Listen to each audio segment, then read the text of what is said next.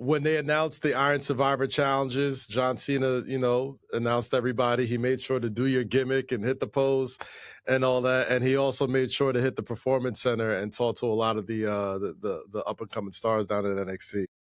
I know he's left a lot of advice to a lot of the people over there. What was the best advice he sort of left to you, or what was the best piece of advice you took away from him in the time around John?